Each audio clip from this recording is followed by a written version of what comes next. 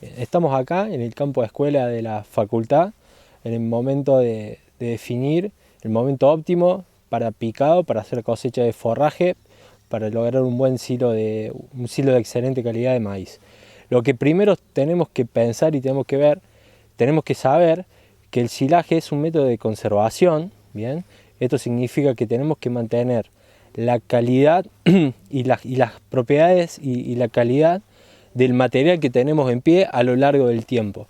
Y tener en cuenta que ningún método de conservación mejora la calidad inicial del material. Por lo tanto, por lo que tenemos nosotros acá, es nuestro potencial de rendimiento y de calidad.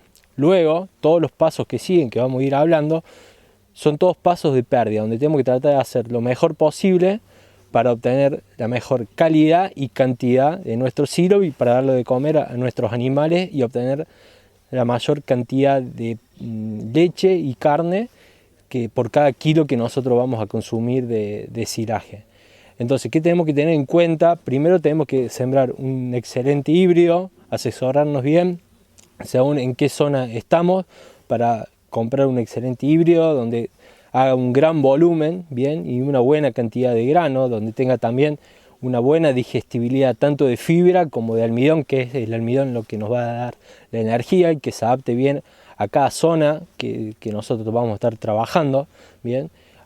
Un excelente manejo para que ese híbrido se exprese todo su potencial, bien, y para llegar a este momento, en el momento de definir el picado, definir la cosecha y tener una excelente cantidad y calidad de material. Entonces, ¿qué es lo que tenemos que nosotros ver a la hora de definir este momento? Primero que tenemos que buscar que la planta esté lo más verde posible, bien, y tratar de acumular la mayor cantidad de almidón en grano. ¿Por qué el almidón? Porque el almidón es lo que me va a dar la energía con que yo voy a alimentar nuestros animales, ¿bien? ¿Y dónde acumula la planta la mayor cantidad de energía? En la espiga, en el grano. Entonces, mientras más cantidad de grano y mayor cantidad de almidón nosotros juntemos, mayor calidad y mayor energía va a ser nuestro silaje de maíz, que si nosotros pensamos en un silaje de maíz, vamos a estar pensando en un silaje energético. ¿Y por qué la planta verde? Porque la planta cuando está verde, esa fibra que tiene la planta, bien, tiene mayor digestibilidad para que la aprovechen nuestros animales, porque dentro de la fibra también se acumula energía que va a aprovechar nuestros animales para producir tanto leche como carne. Entonces, cuando vemos la característica de la planta visualmente, no nos tenemos que asustar si vemos algunas hojas secas, sino ir a ver el grano, ¿bien? Y que tratar de que el grano esté lo más duro posible, o sea, que la mayor cantidad de almidón se almacene en grano, no como el grano lechoso que vemos acá en imágenes. Esto es lechoso, vemos que todavía falta la mitad del grano para almacenar almidón.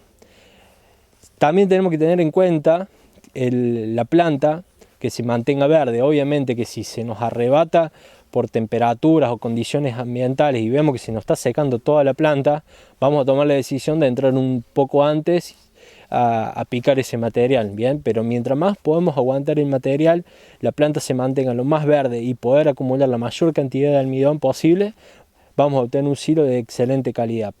Bien, pero esto visualmente, ¿qué sería lo ideal? Lo ideal sería ir al lote, sacar plantas representativas del lote, bien, cortar esas plantas, muestrar esas plantas, chipearlas y determinar el porcentaje de materia seca que tiene ese material. Toda la planta, chipearla y hacerle materia seca. ¿Para qué nos sirve esto? Para tener una guía de cómo es la materia seca que tiene ese material y definir aproximadamente cuándo vamos a estar picando y ya empezar a hablar con el contratista o con los dueños de la máquina, decir, de acá 10 días, de acá 15, de acá 20 días, aproximadamente ese material va a estar y así poder planificar el momento óptimo de picado. Después más adelante vamos a ver algunos métodos para determinar materia seca de la planta entera. Esto iría en los factores que tenemos que tener en cuenta o que tenemos que monitorear a la hora del picado, ¿bien? Una de las primeras cosas que tenemos que definir es la altura de corte. ¿Y por qué esto es tan importante?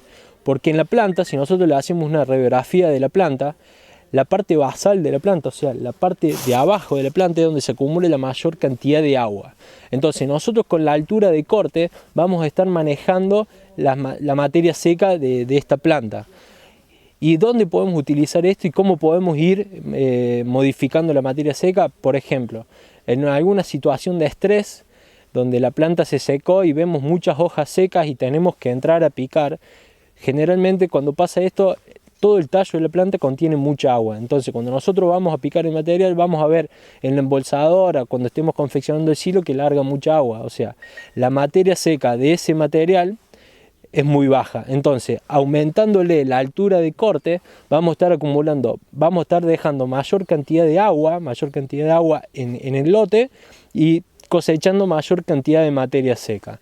Y en caso contrario, por condiciones climáticas, porque en el momento de picar, como estamos en este momento, llovió y se demora el picado y el material se nos pasa, y cuando le hacemos materia seca tienes materias secas muy altas, por arriba del 43-44% de materia seca.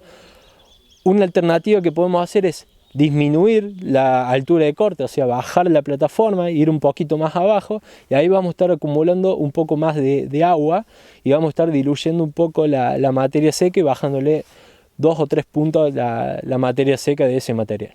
¿Y por qué hablamos mucho de materia seca y por qué es tan importante la materia seca a la hora de confeccionar un silo?